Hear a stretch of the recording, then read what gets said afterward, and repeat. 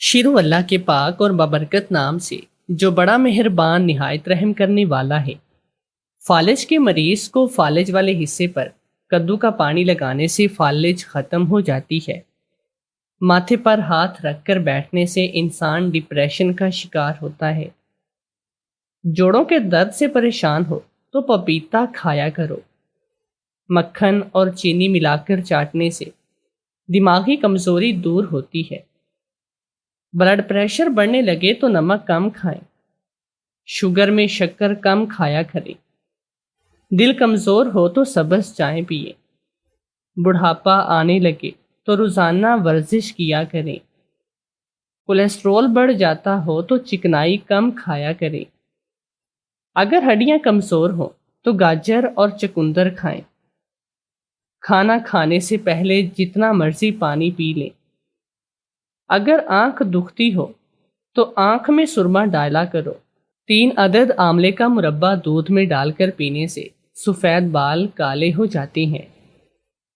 چاول پکانے سے گرم عام پانی سے دھو کر انہیں کچھ دیر گرم پانی میں بھگو دیں، چاول ڈال دیں اور تھوڑی دیر سے پکانے کے دوران ٹوٹنے سے محفوظ رہیں اور کھلے کھلے ہوئے سے پکیں گے۔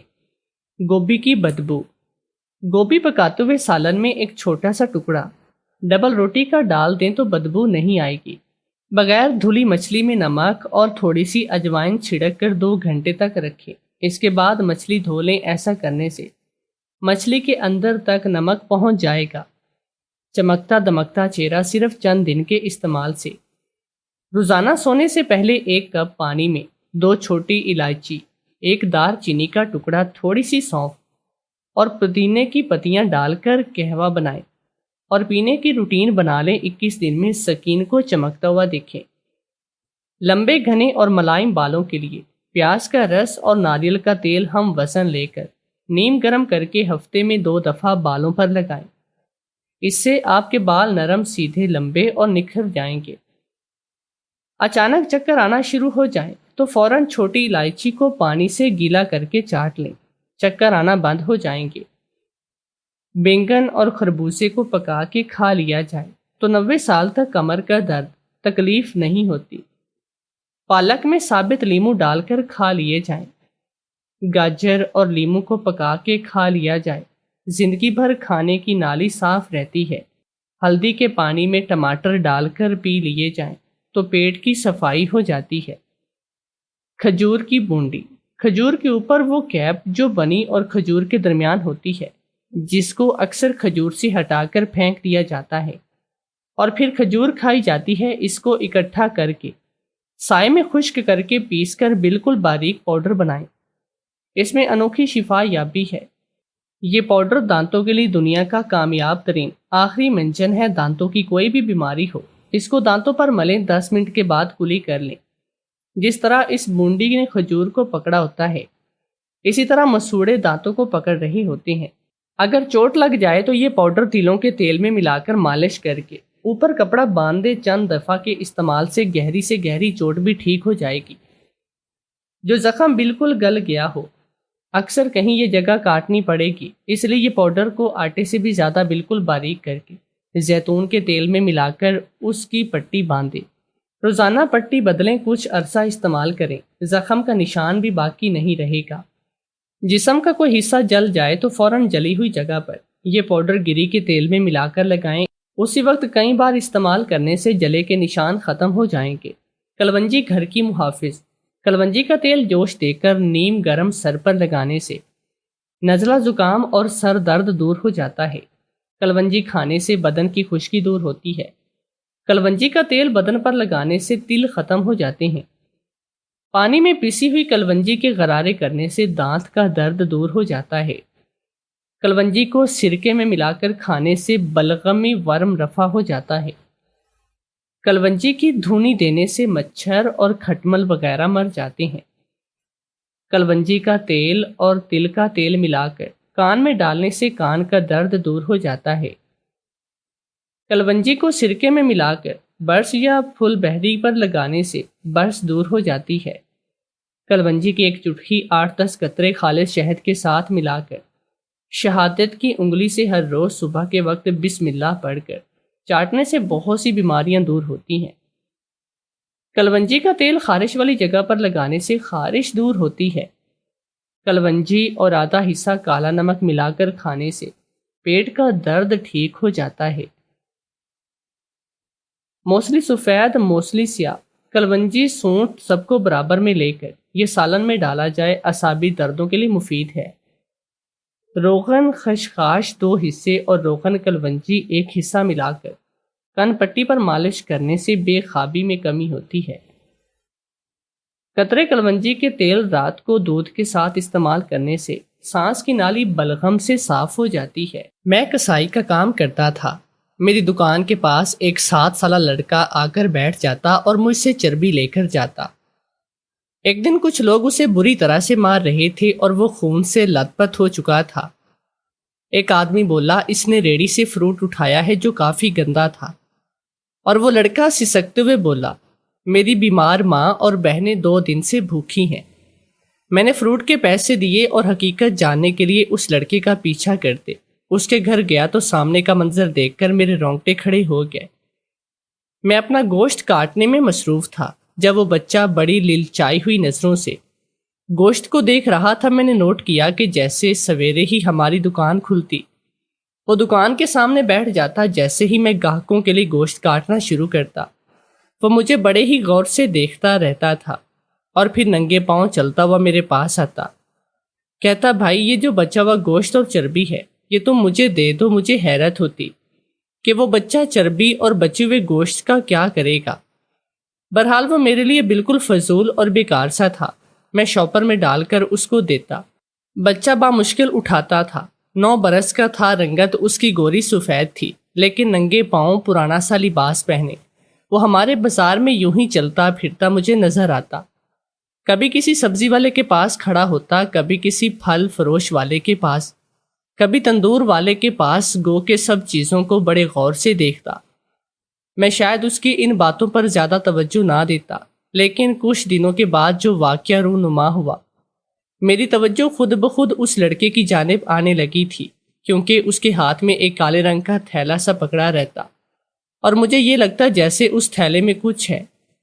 انہی دنوں شہر میں ایک خودکش حملہ ہوا تھا، اور ہوا بھی ایک بچے کے ذریعے تھا۔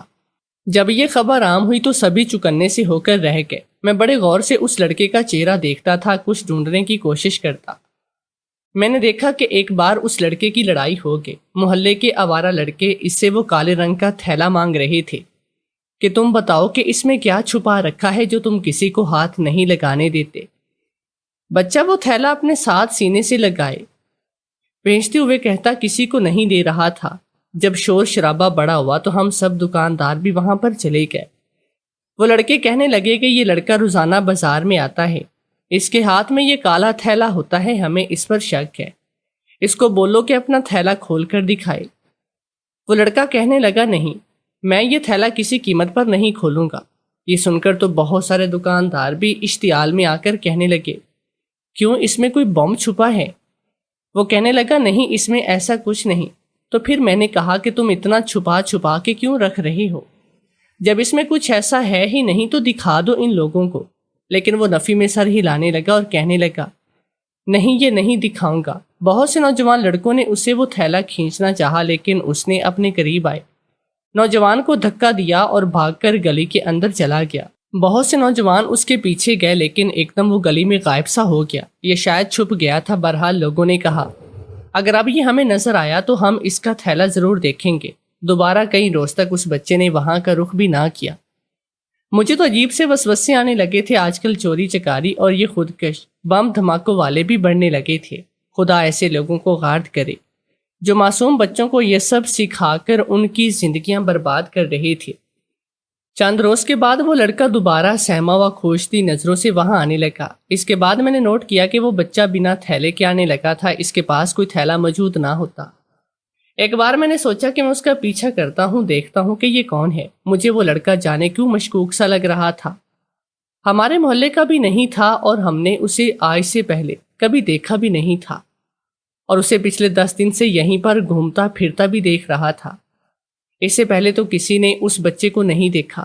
وہ چلتا ہوا ایک بار پھر میری دکان کے پاس آیا اور پھر دکان سے تھوڑا دور ہو کر زمین پر بیٹھ گیا۔ وہ جہاں بیٹھا تھا وہ بہت دھوپ تھی، گرمی بھی آج اپنے جوبن پر تھی، مگر وہ لڑکا وہاں بیٹھ گیا۔ ہر ایک کو بغور دیکھ رہا تھا۔ میں 1 گھنٹے تک سارا گوشت صاف کر کے رکھتا رہا، خراب گوشت اور چربی الگ کرتا، گاہے بگاہے اس پر بھی نظر ڈال رہا تھا۔ جب گوشت صاف کر کے فارغ ہوا، اٹھ کر میرے پاس چلا آیا اور کہنے لگا، بھائی ایک بات کہوں؟ میں نے سوالیہ نظروں سے اسے دیکھا اور بولا کہ ہاں کہو۔ کہنے لگا، بھائی یہ خراب گوشت تک مجھے دے دو۔ اس کا سوال مجھے چوکنا کر گیا تھا۔ میں نے چربی اور خراب گوشت والا تھیلا ویسے بھی کچرے میں ہی پھینکنا تھا، مگر ایک سوال فوراً دماغ میں آیا۔ میں نے اس لڑکے سے کہا کہ تم اس خراب گوشت کا کیا کرو گے؟ ذہن میں فوراً ایک خیال آیا تھا کہ کہیں یہ لڑکا بھی خودکش دھماکے والوں میں سے تو نہیں، یہ نہ ہو کہ اسی خراب گوشت میں بم وغیرہ چھپا کر یہاں رکھ دے، اور پھر جب تک اندازہ ہو تو بہت دیر ہو چکی ہو۔ وہ لڑکا خاموش ہو چکا تھا اور کہنے لگا، ویسے بھی تو پھینک دو گے، مجھے ہی دے دو۔ مگر میں نے فوراً ماتھے پر تیوری چڑھائی اور وہ گوشت دینے سے منع کر دیا۔ میرے ایک بار منع کرنے پر وہ خاموشی سے جا کر وہیں بیٹھ گیا، اور کبھی پھل فروش کو دیکھتا تو کبھی سبزی فروش کے ٹھیلے پر نظریں دوڑاتا۔ دل میں بے چینی تو تھی، مگر میں نے اس کے باوجود وہ خراب گوشت کچرے کے ڈھیر پر پھینک دیا جو کہ وہیں پر موجود تھا۔ ہر شام صفائی والا وہ اٹھا لیا کرتا۔ جو ہی میں وہ خراب گوشت وہاں پر پھینک کر آیا تو بہت سی آوارہ بلیاں اس گوشت پر جھپٹی اور وہ شاپر کو پھاڑ کر گوشت نکالنا چاہ رہی تھی۔ میں تو وہاں سے پلٹ کر اپنی دکان پر آ گیا، مگر جب پلٹ کر دیکھا تو میرے ہوش اڑ گئے، کیونکہ وہ مشکوک سے لڑکا ان بلیوں کو وہاں سے ہٹا کر وہ گوشت کا شاپر ان سے چھیننے کی کوشش کر رہا تھا، مگر وہ بلیاں بھی آوارہ اور جنگلی تھی۔ اس لڑکے کے ہاتھ پر پنجے مارنے لگی، مگر اس کے باوجود اس لڑکے نے بلیوں کو ہٹا کر وہ گوشت چھینا جو آدھا زمین پر اور آدھا بلیوں کے منہ میں رہ چکا تھا۔ اس نے باقی بچا ہوا گوشت اٹھایا اور ایک جانب دوڑ لگا دی۔ میں کتنی ہی دیر میں یہ منظر دیکھتا رہا۔ شکل سے تو اچھا خاصا معلوم ہوتا تھا، مگر کوئی بھی لڑکا بھلے خراب گوشت کے لیے اتنی جدوجہد کیسے کر سکتا تھا؟ میں ساری رات سو نہ سکا تھا، یہی سوچتا رہا کہ اس لڑکے کے بارے میں کیسے جانوں، وہ کہاں کا تھا اور ایسا کیوں کر رہا تھا۔ اگلے روز تو اس لڑکے نے وہ حرکت کی کہ سب کو ہی پریشان سا کر کے رکھ دیا۔ میں نے ابھی دکان کھولی ہی تھی اور اپنی دکان کو سیٹ کر ہی رہا تھا کہ ایک شور کی آواز آئی۔ میں نے دیکھا بہت سارے نوجوان اس لڑکے کو پیٹ رہے تھے۔ میں وہاں پر پہنچ گیا۔ میں نے دیکھا وہ لڑکا اپنے پیٹ پہ ہاتھ رکھے گھٹنوں کے بل بیٹھا اور منہ بھی اس نے اپنے گھٹنوں میں دیا ہوا تھا۔ لوگ اس کی کمر پہ اس کو مار رہے تھے، اسے سیدھا کرنے کی کوشش کر رہے تھے، مگر وہ اپنا چہرہ چھپائے لوگوں کے غصے اور مکے کھاتا ہوا رو رہا تھا۔ میں آگے بڑھا اور لوگوں کو اس بچے سے دور کرنے لگا۔ وہ بیچارہ تو بالکل ہی ادھ مرا ہوا سا ہو چکا تھا، آخر کو تھا ہی 8-9 سال کا، اور یہ لوگوں کا مجمع جو اسے پوری قوت سے پیٹ رہا تھا۔ میں نے کہا، اب کیا کر دیا اس نے؟ اب تو اس کے پاس کوئی تھیلا بھی نہیں، کیوں مار رہے ہو اسے؟ وہیں ایک پھل فروش بھی تھا، کہنے لگا، یہ چور ہے، میرے پھل چوری کر کے بھاگا تھا، اور اس کمینے نے اپنی قمیض کے اندر وہ کالا تھیلا سلوا کے رکھا ہے، گلے کے اندر سے اس کے اندر پھل رکھتا ہے۔ نہ جانے لوگ اپنے بچوں کو محنت مزدوری کرنے کی بجائے چوری کیوں سکھاتی ہیں۔ وہ لڑکا سسکیوں سے رو رہا تھا، سب کی مار کھا رہا تھا، لیکن اٹھنے کو تیار نہیں تھا۔ میں نے پھل والے کو پیسے دیے اور اسے چلتا کیا۔ باقی کا رش بھی چھٹنے لگا۔ میں اس بچے کے پاس گھٹنوں کے بل بیٹھ گیا۔ میں نے کہا، بیٹا، چوری کرنا تو بری بات ہے، تم یہ پھل کیوں چوری کر رہی ہو؟ اس نے اپنا سر اٹھایا اور میری طرف دیکھنے لگا۔ پورا چہرہ آنسوں سے تر تھا، چہرے پر جگہ جگہ زخم بھی دکھائی دے رہے تھے جن سے خون رسنے والا تھا۔ شاید پھل فروش نے اسے بہت مارا تھا۔ وہ کہنے لگا، میری ماں بیمار ہے، ڈاکٹر نے کہا ہے کہ پھل کھائے گی تو ٹھیک ہو جائے گی۔ میں نے تو پہلے پھل والے سے کہا تھا کہ تمہارے ٹھیلے پہ جتنے بھی گلے سڑے پھل ہیں وہ مجھے دے دو بھائی۔ میں نے کوئی تازہ اور اچھی قسم کا پھل تو نہیں مانگا، بلکہ سارے دن کا خراب باسی اور نہ بکنے والا سڑا پھل دینے کو کہا تھا، بدلے میں اس کے پھلوں کی دن میں دوبارہ رکھوالی کرتا تھا۔ جب وہ نماز پڑھنے گیا، جب دکان بند کرنے لگا تو میں نے اسے پھل مانگے، ویسے بھی تو اس نے وہ پھل پھینک ہی دینے تھے، لیکن اس نے مجھے دھکا دے دیا اور بولا، دفع ہو جاؤ بھوکے ننگے، نہ جانے کہاں کہاں سے چلے آتے ہیں۔ مجھے غصہ آ گیا تو میں اس کے پھل لے کر بھاگنے لگا۔ تم خود دیکھ لو بھائی، میں نے وہی پھل اٹھائے جو گلے سڑے تھے، تازہ پھلوں کو ہاتھ بھی نہیں لگایا۔ میری ماں بہت بیمار ہے، اس لیے میں نے اس کے پھل چرائے تھے۔ وہ روتے ہوئے ہچکیوں سے یہ سب کہہ رہا تھا۔ میں نے کہا بیٹا تو کوئی کام کیوں نہیں کر لیتے؟ اللہ پاک نے تمہیں 2 ہاتھ دیے ہیں جو سلامت ہے، پاؤں ہیں وہ بھی سلامت ہے، تم بالکل ٹھیک ٹھاک ہو، چوری کرنے کی بجائے محنت کرو۔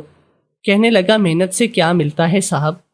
میں نے محنت کی تھی، میں لوگوں کی گاڑیاں صاف کرتا تھا، وہ جھڑک جھڑک کر 2-3 بار صاف کرواتے، مگر جب میں ان سے پیسے لینے کے لیے ان کی کھڑکی کے سامنے ہاتھ پھیلاتا تو وہ گاڑی آگے بڑھا کر لے جاتے اور ہنستے ہوئے میری غربت اور محنت کا مذاق اڑاتے۔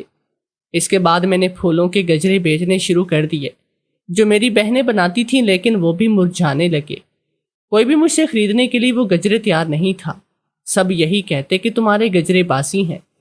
اس میں تازگی نہیں، حالانکہ میری ماں پوری رات ان گجروں کو پانی میں بھگو کے رکھتی تاکہ وہ تازہ لگے۔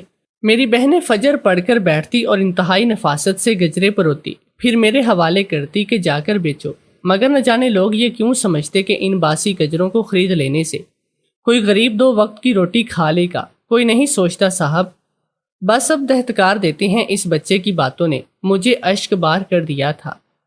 میں نے جیب سے پیسے نکالے اور اس کے ہاتھ پر رکھ دیے، اسے اپنی دکان پر لایا اور آدھا کلو صاف گوشت بھی اسے تھما دیا۔ وہ خوشی خوشی چلا گیا۔ اس وقت دکان میں کام کا وقت تھا، ورنہ میں اس لڑکے کا پیچھا ضرور کرتا۔ اگلے روز میں نے اس لڑکے کو کہیں بھی نہیں دیکھا تھا۔ 3 دن مزید گزر گئے مگر وہ لڑکا مجھے کہیں پر نظر نہیں آیا۔ اسے اس دن لوگوں نے بہت مارا بھی تھا اور وہ زخمی بھی تھا، شاید بیمار ہو۔ وہ لڑکا 3 روز سے کہیں پر مجھے نظر نہ آیا۔ میرے دل میں عجیب سی بے چینی آنے لگی تھی۔ میں یہ سوچ رہا تھا کہ کاش اس روز اس کا پیچھا کرتے ہوئے وہاں چلا جاتا تو مجھے حقیقت کا بھی علم ہو جاتا، مگر نہ جانے وہ لڑکا اب کہاں چلا گیا تھا۔ 1 ہفتہ گزر چکا تھا مگر وہ لڑکا دوبارہ اس جگہ نہ آیا۔ دھیرے دھیرے میں بھی اس لڑکے کے بارے میں بھولنے لگا اور یہ سوچنے لگا کہ ہوگا کوئی آوارہ اس بازار سے تو لوگوں نے اسے مار کر نکال دیا، اب کہیں اور جا کر یہ چوری چکاری کر کے پیٹ پالنے لگا ہوگا۔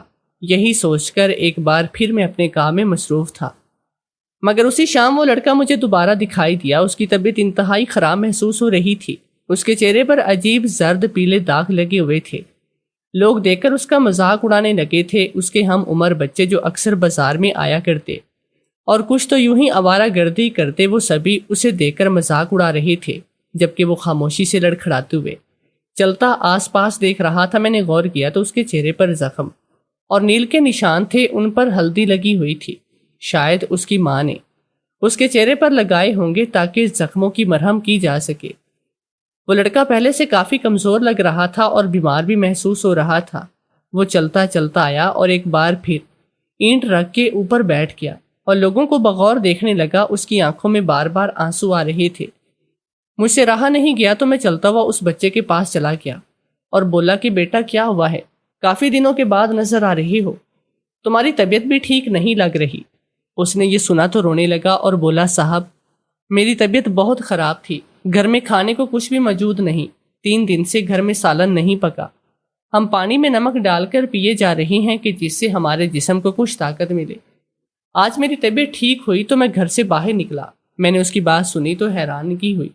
وہ تو پچھلی دفعہ کہہ رہا تھا کہ اس کی ماں اور بہنیں بھی موجود ہیں، تو پھر وہ آخر کیوں اس بچے کو کام کے لیے گھر سے باہر بھیج رہی تھی؟ اس کا باپ کیا کرتا تھا؟ تبھی ایک پھل فروش نے خراب پھل کچرے کی طرف پھینکا تو وہ فوراً میرے پاس سے اٹھ کر اس پھل کو اٹھانے لگا اور گھر کی جانب جانے لگا۔ وہ بھاگ کر جا رہا تھا، شاید اسے ڈر تھا کہ آج پھر نہ وہ پھل فروش اسے پکڑ کر مارنے لگے۔ نہ جانے وہ گلے سڑے اور خراب پھلوں کے لیے کیوں اپنے جان جوخم میں ڈال رہا تھا۔ آج تو میں بھی اس کا پیچھا کرنے لگا۔ پھل فروش سے کہنے لگا کہ میری دکان کا دھیان رکھنا۔ اتنا کہہ کر میں جانے لگا اور وہ بھاگتا ہوا گلیوں سے ہو کر نہ جانے کون سے موڑ مڑتا جا رہا تھا۔ میں بھی اسی کے پیچھے چلا جا رہا تھا کہ تبھی شہری آبادی سے نکل کر ایک بستی کی جانب جانے لگا جہاں پر کچے مکان تھے۔ میں نے سوچا کہ شاید وہ اسی بستی میں رہتا ہوگا، مگر اس نے بستی کو بھی پار کر لیا اور ایک محلے میں آ گیا۔ جو ہی محلے میں داخل ہوا تو وہ ایک گلی میں مڑ گیا جس میں ایک گھر تھا۔ اس گھر کا دروازہ تو جیسے لوہے کی چادر کا بنا تھا، وہ بہت ہی زنگ آلود چادر تھی جس سے پردہ بنایا گیا تھا۔ اس لڑکے نے وہاں پہنچ کر دروازے پر دستک دی تو اندر سے دروازہ کھلا اور وہ فوراً اندر داخل ہوا۔ کتنی ہی دیر میں وہاں کھڑا دیکھتا رہا اور پھر دھیرے دھیرے چلتا ہوا اس دروازے کے قریب آ گیا۔ دروازہ گھر کو پوری طرح سے ڈھک بھی نہیں رہا تھا، دائیں اور بائیں جانب اتنی جگہ خالی تھی کہ آسانی سے میرا ہاتھ اندر جا سکتا تھا۔ یوں دوسروں کے گھروں میں جھانکنا اچھی بات تو نہ تھی، مگر میرا دل چاہا کہ میں دیکھوں آخر اندر ہو کیا رہا ہے۔ میں نے تھوڑی سی موجود دراڑ سے اندر جھانکنا شروع کر دیا۔ اندر کا منظر دیکھا تو میرا وجود جیسے پتھر کا ہو گیا۔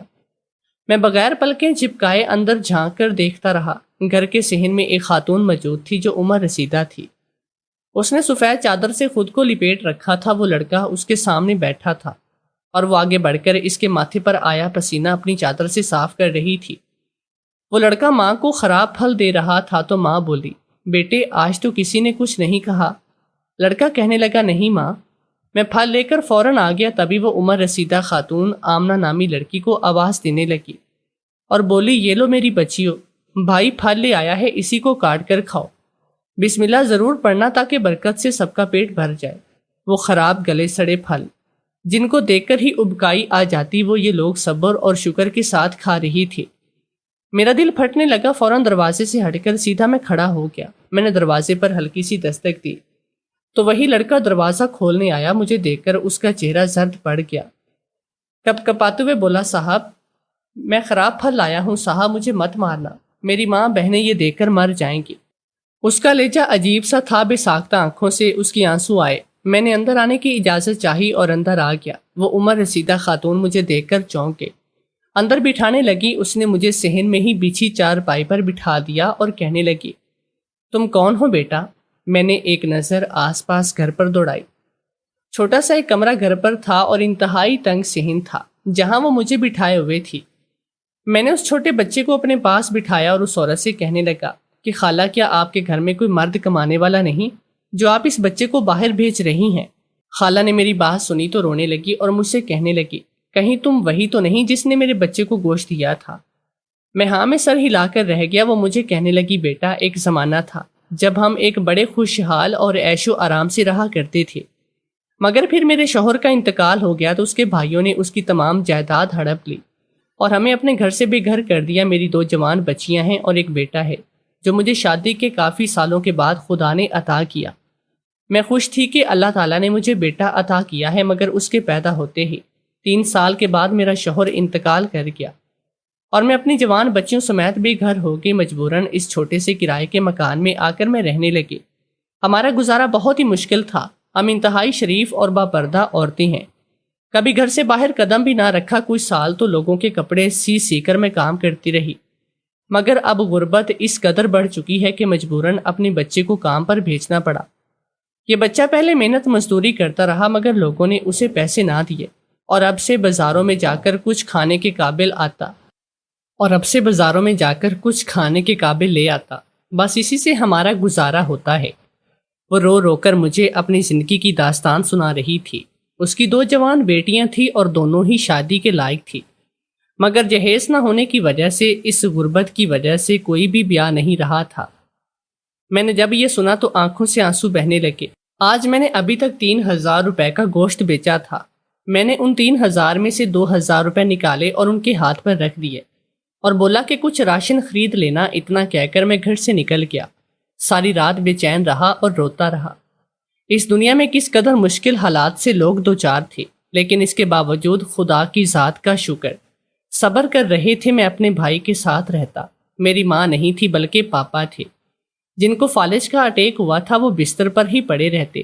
ہم دونوں بھائی ان کا واحد سہارا تھے۔ میں نے ساری رات سوچا اور پھر اس بارے میں اپنے بھائی سے بات کی اور ابو سے بھی ذکر کیا۔ ابو نے بھی ہماری بات کی تائید کی۔ اگلے ہی روز میں ان کے ہاں گیا اور خالہ کے پاس بیٹھ کر ان کی بیٹی کا رشتہ مانگ لیا۔ میں نے اپنے اور چھوٹے بھائی دونوں کے لیے ان کی دونوں بیٹیوں کا ہاتھ مانگا تھا۔ خالہ تو سسک کر رونے لگی اور میرے آگے ہاتھ جوڑنے لگی، مگر میں نے فوراً ان کے ہاتھوں کو پکڑ کر اپنے ماتھے سے لگایا اور بولا، آپ بڑی ہیں، بڑے سر پر ہاتھ رکھتے ہیں، ہاتھ نہیں جوڑتے۔ خالہ مجھے دعا دینے لگی اور رونے لگی۔ میں ان کی دونوں بیٹیوں کو بیاہ کر اپنے گھر لے آیا اور دونوں ہی بہت ہی سلیقہ شار اور نیک لڑکیاں تھیں، انتہائی خوبصورت تھی۔ یہاں آ کر انہوں نے ہمارے گھر کو جنت بنا دیا۔ میں نے خالہ کو بھی اپنے ساتھ اپنے گھر میں لے آیا۔ وہ یہاں آ کر بہت زیادہ خوش تھی۔ ان کے چھوٹے بیٹے عمر کو اپنے ساتھ دکان پر کام پر لگا دیا۔ صبح اسکول جایا کرتا، شام کو میرے ساتھ دکان پر کام کیا کرتا۔ یقین مانے اتنا سکون مجھے زندگی سے حاصل ہوا ہے شاید کسی کو دنیا میں حاصل ہوا ہو۔ بڑوں کی دعائیں اور خوشیوں سے گھر میں برکت آنے لگی اور میں دن دگنی رات چگنی ترقی کرنے لگا۔ بس کوشش کیا کریں جب گلی محلوں میں ایسے بچے دیکھیں تو حسب توفیق ان کی مدد کر دیا کریں۔ یقین مانیے ایسا کرنے سے نہ صرف آپ کو نیکیاں ملیں گی بلکہ کسی غریب کا بھلا بھی ہو جائے گا۔ اگر آپ دہتکار کر اس کو تذلیل کریں گے تو خدا آپ کو ایسی مصیبت میں مبتلا کرے گا جس میں آپ کا اس سے بھی زیادہ کئی گنا مالی نقصان ہو سکتا ہے۔ اللہ تعالی ہم سب کو نیک اعمال کرنے کی توفیق دے۔